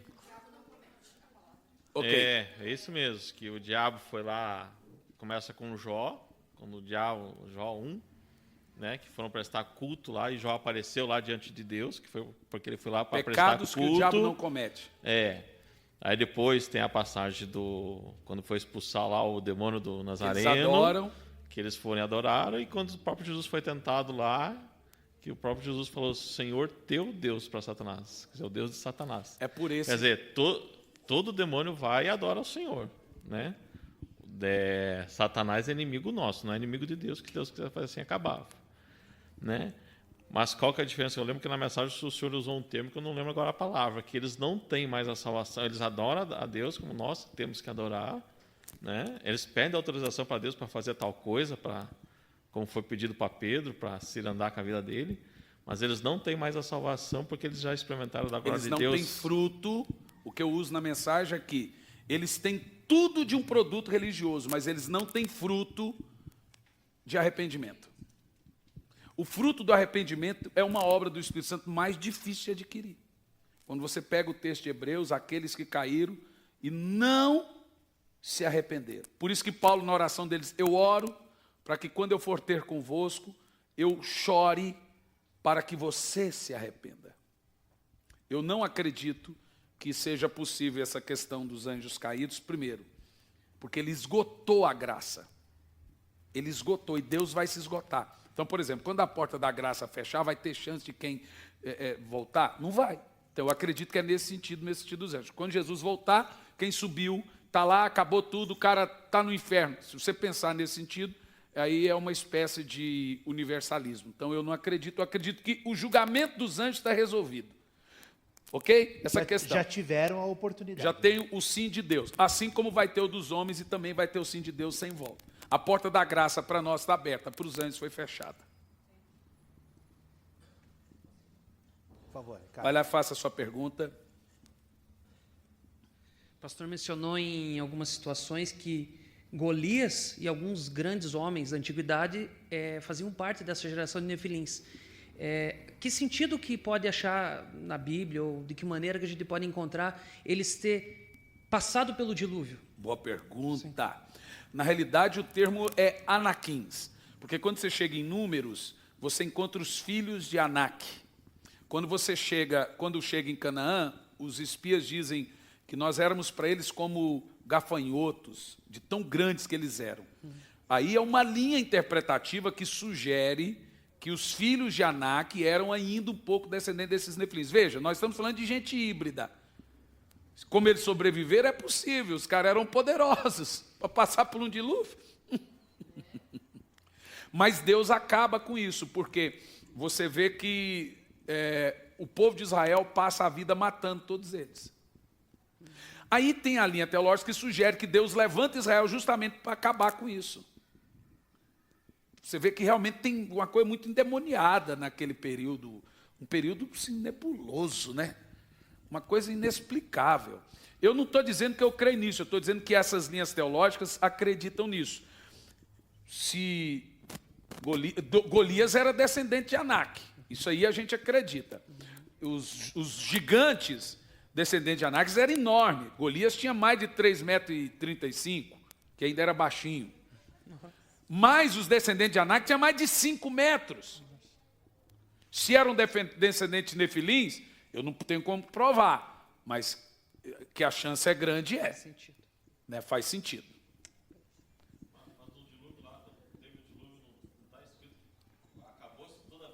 É essa uma outra questão, por que eu não consigo, por que eu não posso bater o martelo? Porque no dilúvio diz que não tinha mais vida na terra. Mas ainda tem a linha teológica que sugere que os filhos de Anak são descendentes dos nefilins. Por isso que eu falo por hipótese e eu nunca vou bater o martelo nisso. Há alguma teoria que sugere uma nova ação dos anjos? Não. Porque Deus prendeu todos eles, né? E eles foram presos e estão presos até hoje, com correntes, esperando isso. É esses anjos que nós vamos julgar. Os anjos de Lúcifer já foram julgados. Foram julgados lá no céu e caídos. Os que nós vamos julgar, gente, não é os anjos junto com Lúcifer. É esses anjos. Aqueles lá acabou, não tem esperança para eles. Esses anjos, nós vamos julgar eles. A igreja vai julgar.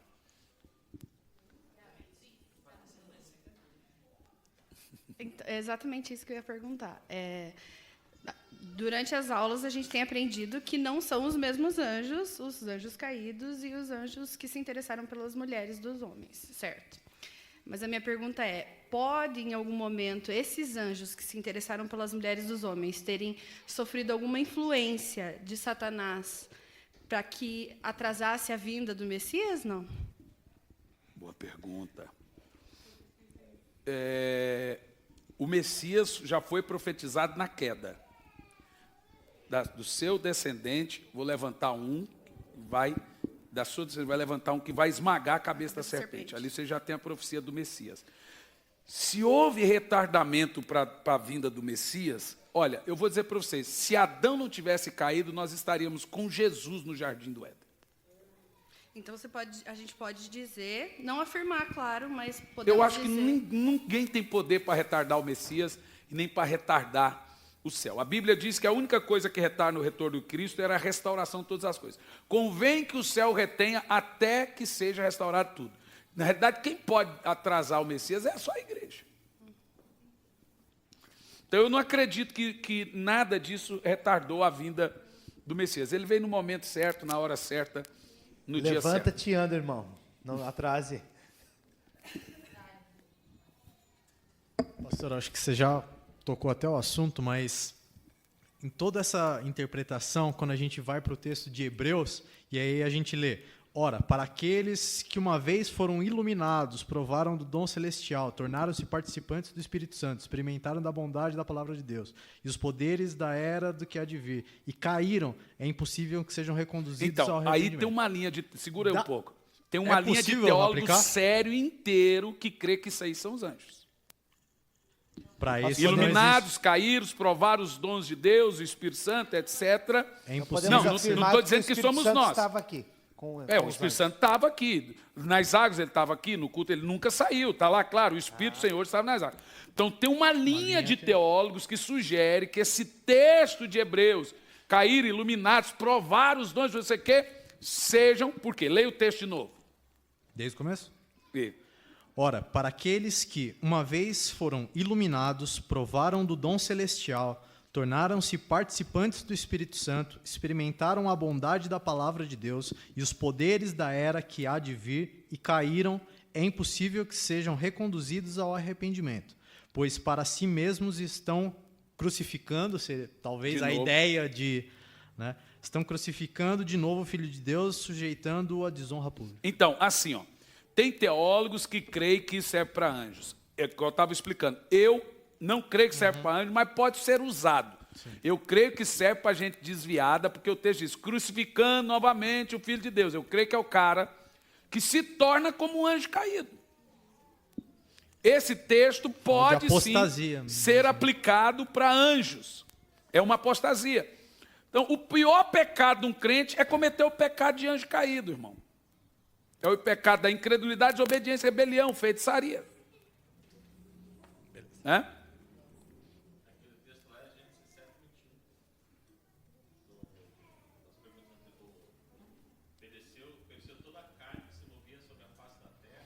Gênesis 7, 21, para responder se os filhos de Anak são realmente os filhos, são descendentes dos nefilins. Pereceram então todos os seres vivos que se movem sobre a face da terra, aves, animais domésticos, feras, todas as pequenas criaturas que povoam a terra e todos os seres humanos. Morreu tudo que tinha um sopro de vida nas narinas, isto é, tudo que estava vivo sobre a terra firme.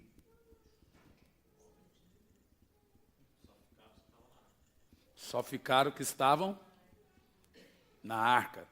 Bom, por isso que vocês têm que ter a maturidade de entender que o que é de classe sempre mostra uma coisa e outra.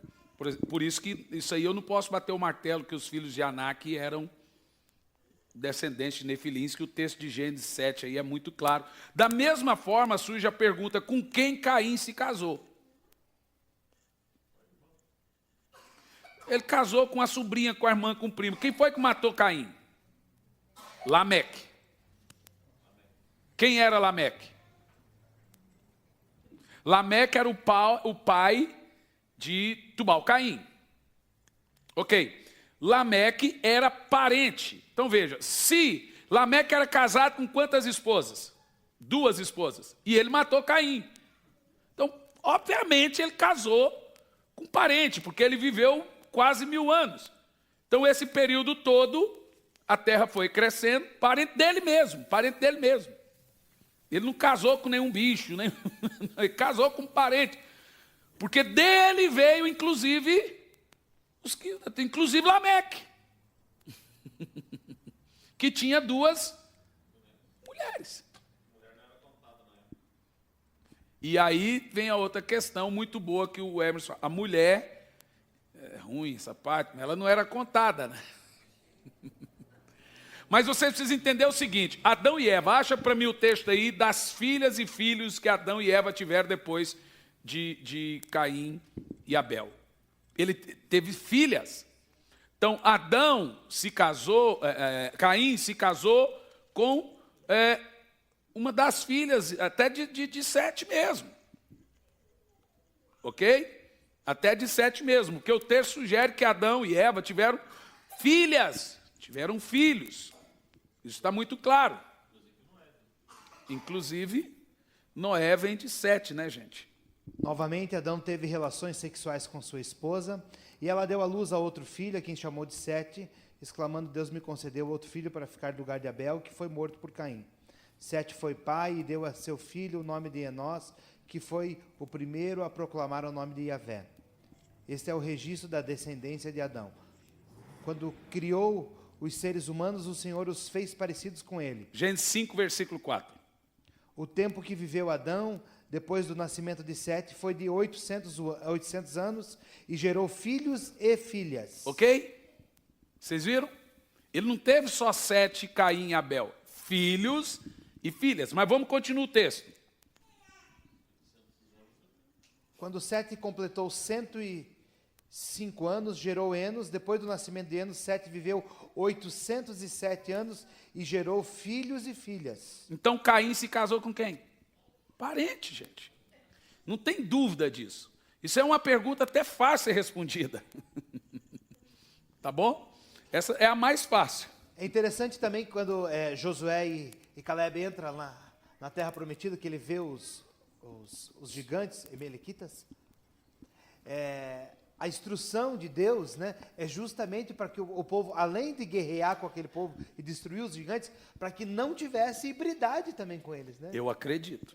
A instrução de Deus era que o povo não tivesse filhos. Mistura. Né? Mistura, né? Então, eu acho que mais uma ressalva, quando a gente vê que a importância daquilo que Deus ordenava ao povo, né? De não misturar as nações, né?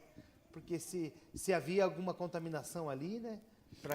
E hoje, gente, o que nós temos que entender é que essa mesma orientação que Deus dá para Israel, Ele dá para a igreja. Espiritualmente, igreja, tendo um jugo desigual, é uma coisa híbrida. Deus nunca gostou de mistura. Deus não gostou. Vem aqui, faça a pergunta. Na verdade, uma curiosidade, né? De repente... Porque assim, houve mistura dos anjos com as pessoas. Você acredita que nos dias de hoje, de repente, poderia ter híbrido ainda? Bom, ótima pergunta. Jesus disse, como foi nos dias de Noé, iria acontecer de novo. Acredita-se que o anticristo ele vem com toda essa sua eficácia. Há uma linha de teólogos que acreditam fortemente. Então, o que aconteceu com Jesus? Jesus foi uma fecundação no óvulo da Virgem. Hoje é possível isso, a ciência faz isso. Mas quem fecundou Jesus sem sexo, sem coito, foi o próprio Deus. Ele pegou o feto e fecundou Maria, pôs lá o feto lá. Ele fecundou, pegou o sêmen sem sexo e fecundou. Como que fez isso? Pela cobertura do Espírito Santo. Deus não fez isso? Sim. Sem sexo? Sim. Então, pense o seguinte, acredita-se que Satanás, não digo que eu acredito, mas acredita que o anticristo tem essa mesma proposta, que ele é completamente, o termo é com toda a eficácia de Satanás. Então ele já nasce sabendo quem ele é, já nasce sabendo o seu propósito, e já vive sobre isso. Bom, sugere que nos dias de Noé é possível. Olha, tem gente que tem sonhos com demônios, sonhos fazendo sexo com demônio. Temos informações de relatos espirituais que vêm seres espirituais e fazem sexo com mulher. Não acredito que esse sexo produza gravidez, mas se vai acontecer de novo, vai, mas não com anjo do céu. Aí pode ser que seja com demônio mesmo. Eu acredito, eu vou dizer para você que eu acredito. Opa! A questão de gerar vida.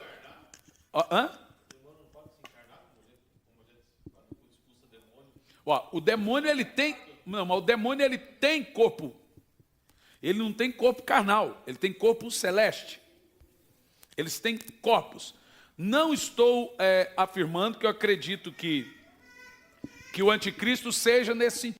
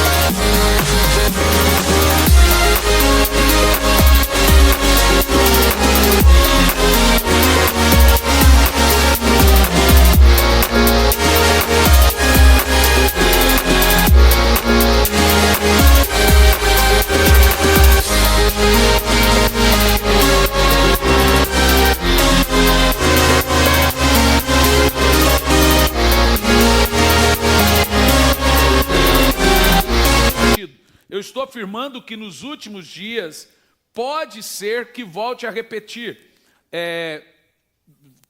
Tem gente aí que sugere que o filho dele é do diabo, você ouve isso constantemente em outros sentidos. Aí tem outro debate, mas ele não pode fazer isso porque quem dá vida é só Deus. Né? Mas nós estamos vendo aí a ovelhinha Dolly. É Dolly?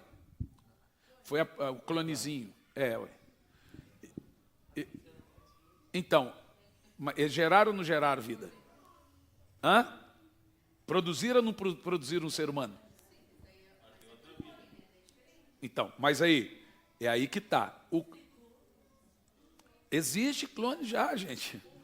A discussão é se o demônio pode tirar essa hibridade espiritual dele para produzir um outro híbrido. Olha, eu não sei se pode acontecer. O que eu posso dizer é o seguinte, que pode acontecer nos últimos dias de ter hibridade espiritual com o natural. Eu não sei se pode, eu só sei dizer que a coisa hoje está tão estranha, a gente vê coisa tão absurda aí. O Vladimir Putin deu uma declaração recentemente que a maioria das pessoas, dos líderes no mundo, são híbridos. Alguém viu essa declaração dele, do presidente da Rússia? Que ele acredita que os governantes do mundo são tudo híbrido. Gente, o que eu estou dizendo para você é o seguinte, eu não digo que eu acredito isso. Estou dizendo que existe uma linha de pensamento que acredita, a outra linha que não acredita. Eu não posso dizer nem que sim, que não, porque eu, na realidade, não parei para pensar sobre isso e não estudei sobre isso. Então, eu prefiro dizer, tem gente que acredita nisso, tem gente que não acredita nisso. Por isso que a pergunta foi muito boa. O que Jesus fala é que, como aconteceu nos dias de Noé, vai repetir de novo. Talvez seja só na parte da depravação, mas também seja na outra parte mais cruel também. Pode, vem aqui dar o seu pensamento, Emerson, depois do Ivan. Continuando esse assunto, acho que o que a gente pode ter uma ideia também é aquilo que a gente falou, acho que na última aula. A gente crê na possessão por demônios. E a gente vê em diversos cultos satânicos ou rituais que tem o ritual do sexo. Então, pessoas possuídas tendo sexo com outras pessoas. Isso não dizendo que são híbridos, mas que são pessoas com humanos mais possuídos. Com a tendência já total ligada ao lado espiritual, né? Ao lado da possessão. E aí isso o que impede, né? Uma família de gerar esse tipo de pessoas vinculadas a pessoas, famílias ainda assim possessas, são filhos de seres humanos. São filhos de seres humanos, mas que podem propagar esse tipo de cultura, né? Fim dos tempos. É nesse ponto que eu acredito que seja o anticristo. Acredito que o anticristo... Vem aqui, Emerson. Qual Gênesis é o seu pensamento? 6, no versículo 4, apenas só para, antes do pastor Emerson falar, a palavra diz, esses gigantes foram os heróis dos tempos antigos, homens rudes e famosos, né? Então, se a gente pegar essa conotação, né, heróis, né? E outra versão, poderosos. Homens poderosos, famosos, diz aqui, né? Então, aí da onde surgiu a mitologia grega, Hércules, Zeus e etc. Se a gente pegar essa passagem junto com a passagem onde Jesus disse que os tempos serão como o de Noé, né? A gente pode ver que quando se levantarem esse tipo de homens aqui, né? Podem é uma linha de pensamento. Esses homens dessa época, daí surge a mitologia grega, porque eles começaram a ser adorados como deuses na Terra. Eles tinham poderes, etc. Né? Aí daí surgiu Teseu, Hércules, Hera e etc. E etc. Que a gente já aprendeu em outras aulas que são demônios. O que assim, partindo de Gênesis lá, quando Deus fez o homem à nossa imagem e semelhança, ele deu uma ordem, né? E quando Deus dá uma ordem, ele não volta atrás. Ele falou assim, que os homens dominem. Ou seja, Deus se retirou do domínio e deu para o homem corpo, o ish, certo? Então, Deus não se metia mais. Tudo que o homem fazia, o tal do livre-arbítrio, como queira, deu a procuração para o homem fazer. Então, ele não podia mais agir. Quem agia era o homem. Para Deus agir, Deus não que Deus não tenha poder, mas ele precisava de alguém. Ele precisa de alguém, ele precisa de um corpo. Porque como ele era espírito, como que libertou lá o povo do Egito? Tinha que ter uma pessoa. Alguém tinha que se colocar na brecha e se deixar ser usado por Deus. No caso, Moisés, e assim foi. um demônio também não pode vir aqui, se materializar e agir. Ele precisa de um corpo. Eu prego isso. Então, os demônios por precisam isso, de corpos para agirem. de corpos para agir. Por quê? Porque ele não vai vir aqui fazer nada. Alguém tem que dar uma autorização. Eu não acredito que os para ele se demônios infiltrar. consigam fazer isso no sua naturalidade espiritual. Exatamente. E Deus também não consegue fazer porque tem que ter alguém para fazer. Tem No que ter uma caso de Deus, ele pessoa. fez em Jesus sem ter, né? Não, Jesus é a parte, mas eu digo do homem. Né? Usou Moisés, usou Sim, Elias, sim, usou os profetas. E mesma coisa do demônio. Para o demônio agir, ele tem que ter uma pessoa. Eu acredito nisso. Os né? demônios, para agirem nesse mundo, eles precisam de corpos físicos. Exatamente, porque é assim que funciona. Bom, se alguém tem mais alguma pergunta, nós fechamos o nosso estudo na questão dos nefilins, a teoria do gap. Acho que a teoria do gap ficou claro para todo mundo, né? Inclusive aquela parte da criar do nada e criar do que é existente, né? Então, e a questão dos nefilins mais claro ainda do que nunca. Pastor, só acredita que os anjos são filhos de Deus, irmãos? Eu acredito. Porque isso para mim é muito claro na Bíblia. Isso para mim realmente não resta dúvida. Eu só não posso afirmar que os anaquins são descendentes, porque realmente o Gênesis 7 sugere que toda a vida cessou. Aí, se acredita, a gente só fala em hipótese numa sala de aula, que a gente é obrigado a falar. Aí não. Mas também não posso afirmar que o anticristo é literalmente um híbrido. Mas tem gente que acredita. Ok? Eu creio, igual o Emerson realmente falou, que para os demônios agirem, eles têm que ter um corpo físico para materializar. No caso de Deus, o que eu acredito, Deus fecundou Maria. Ela dormiu e pelo Espírito Santo ele produziu Jesus em Maria sem coito, sem sexo. E isso é possível. Tem gente que tem filhos sem nunca ter feito sexo. Ok? Tem mulheres aí que tiveram filhos e estão virgens. Porque elas fizeram filhos sem sexo e fizeram cesárea. Que coisa interessante. Pastor, última pergunta. Vai lá, pastor. Podemos dizer que os anjos são bará, criados do nada? Podemos. Acredito que o céu, os anjos, tudo foi... Por isso, os anjos não têm a procuração de Deus para se procriarem, como os homens têm. Aí por isso que quando eles entraram, por isso que eles se rebelaram. Muito boa aplicação. Por isso que eles tiveram que abandonar o seu domicílio.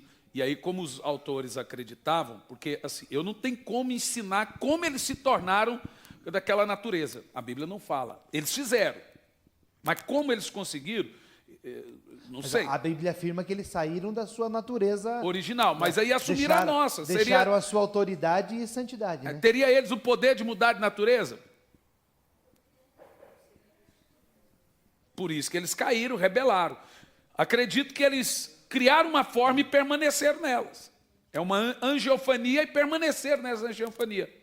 A angiofania é criar uma forma e ficar nela temporariamente. Teofania é Deus criou forma e ficou nela temporariamente. Você tem no Velho Testamento. Jesus é uma forma eterna, agora permanente, de Deus conosco. Mas antes tinha forma temporária. Acredito que os anjos criaram uma forma que era temporária e permaneceram nela. Abandonaram o domicílio anterior e permaneceu naquela forma que era temporária. E aí fizeram sexo com as mulheres. O que é mais assustador é fazer filho, né? O pior, os anjos, eu acho que os anjos descobriram a pior coisa que foi. Eles descobriram que depois que casa com uma mulher na terra, tem sogra.